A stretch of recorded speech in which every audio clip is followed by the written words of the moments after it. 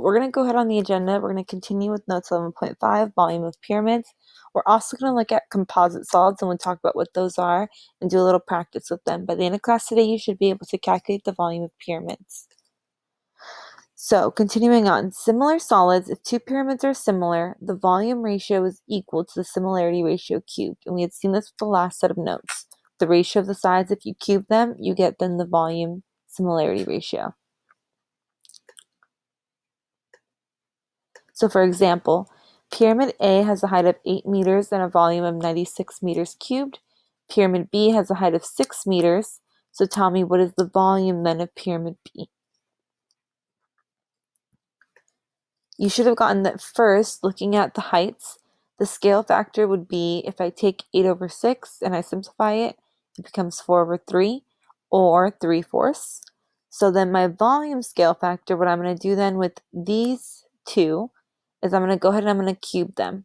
So 4 cubed is 64, 3 cubed is 27. So my volume scale factor, VSF, is going to be 64 over 27, or 27 over 64, because remember you also have to take the reciprocal. In this case, I'm going from Pyramid A, which is the larger pyramid, and I'm finding the volume of the smaller pyramid.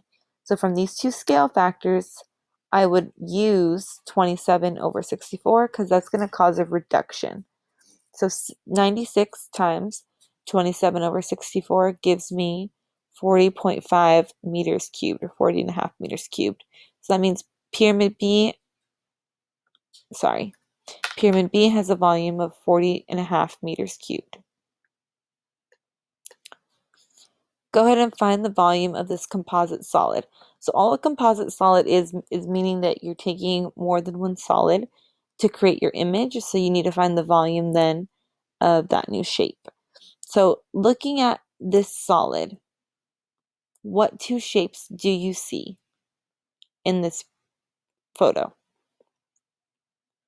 You should have gotten, based off of the fact that it gives you that the measurements of this prism are all 6 meters.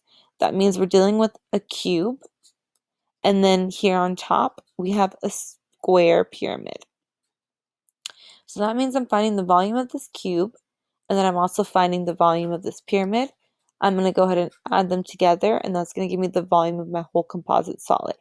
So if I want to find the volume of the cube, I'm just going to do 6 times 6 times 6, which is 216 meters cubed. And the volume of my pyramid is going to be 6 times 6 times 6, because again, I'm taking that base shape, which is a square, 6 times 6, and then multiplying it by my height of my pyramid, which is 6 meters. And then remember, with the volume of the pyramid, you only take a third of that to get your actual volume. So that's going to give me 72 meters cubed. And again, to take the volume of the whole entire composite solid, I'm going to take these two volumes and add them together. So 216 plus 72 is going to give me 288 meters cubed. Now go ahead and find what is the volume of this composite solid. So you should notice you have two solids here, a triangular prism, and then you also have a triangular pyramid.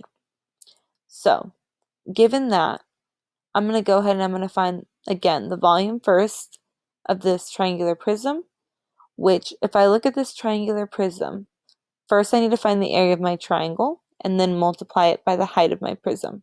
So the area of my triangle is going to be 4, because that was given to me as the height of this triangle, times the base of 8. And remember, since it's a triangle, the area is going to be multiplied by 1/2. So it's going to be 4 times 8 times 1/2, which is going to give me 16.